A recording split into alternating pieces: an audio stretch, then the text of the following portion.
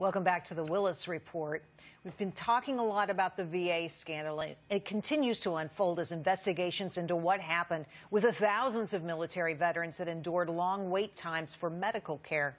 Disturbing revelations today, including a new report from Republican Senator Tom Coburn, alleging that more than 1,000 vets died over the last 10 years as a result of the Veteran Affairs misconduct. Let's bring in Jessie Jane Duff, a senior military advisor for Concerned Veterans for America.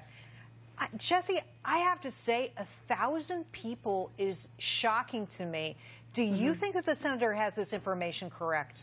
Oh, absolutely. I have stated publicly multiple times by my own thought and from what I have read that when we look at 1.5 million records that were deleted by the VA, and this was discovered by the Government Accountability Office, GAO, and there was no record whether those vets had ever been seen. We don't know if they ever were talked to. We don't even know if they're alive. I guessed that it wasn't 40 dead veterans in Phoenix a long time ago. I predict that it was thousands.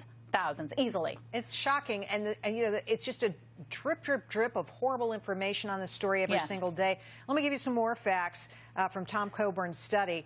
Yes, 1,000 vets dead.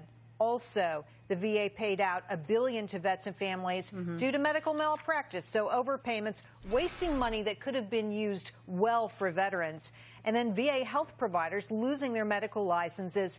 Female patients, get this, received unnecessary pelvic and breast exams from a sex offender. Jessie, what do you say?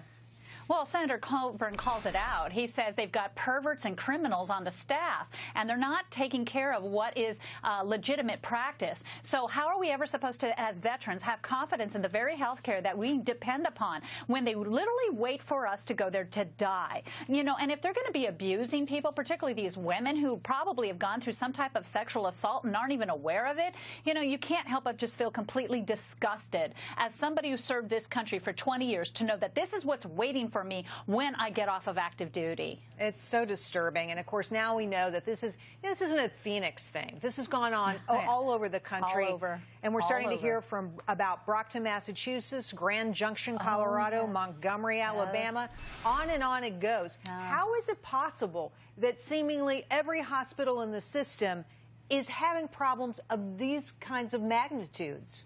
Well, you know what I respect about Senator Coburn is he called out his fellow senators and said, and you're more caught up in getting a photo op at a ribbon-cutting ceremony than addressing these VA problems. And I have to agree with him because you know what? Senators and congressmen have been getting letters from veterans for years. I'm on Twitter, and veterans reach out to me all the time and say, I have contacted my senator's office. I have contacted my congressman's office. So how much evidence did we need? How many letters, how many file cabinets full have people read and still we're not taking action on this? We had 700 veterans get sick by Legionnaire's disease in Ohio, and nothing happened to that executive. In fact, he got a that year, and yet meanwhile there's at least 5 or 6 veterans that are attributed to dying when they went in for surgeries and got Legionnaire's disease, and he covered it up. The executive did.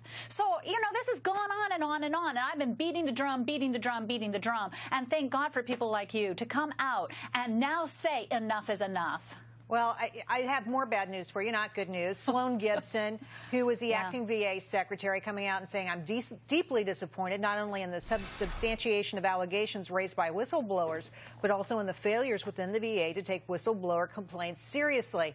And we heard from another whistleblower, this time from Phoenix, a woman who actually kept the lists, saying that she felt like her job was threatened. She was threatened if she didn't get along and go along and do what the higher-ups were telling her. What does that tell you about what's wrong with this system? Okay, well, first of all, with this particular whistleblower, she said they had to alter records, that when they would finally call these people who had been on these wait lists for an appointment, and when they found out that they were deceased, the investigation revealed that they weren't putting that the veteran had died waiting for an appointment, that they had altered the records. And she was aware of this. She was caught in the middle. So what these whistleblowers are afraid of is losing their career, because what the evidence is coming out is that many of these whistleblowers have been punished for actually revealing unsafe unsanitary conditions, unsanitary equipment, people who aren't credentialed to be doing the care that they're providing, people who can't even read x-rays correctly. And the whistleblowers come forward, and you know what the results are showing? That, oh, no public health and safety risk here, no problem. And yet, meanwhile, there's people who can't even get in for psychiatric care who should be at risk, that are at risk with public health, and they're not even getting in. So it's cover up after cover up after cover up. Jessie, I think Americans have to ask themselves tonight, would you want your child to go into one of these VA hospitals? Oh, my gosh. Would you want your son or daughter, your parent, a member of your family? That's going to answer some important questions right there. Jessie, thank you so much for coming on the show. Thank you, Jerry. Thank you. Unbelievable, this story.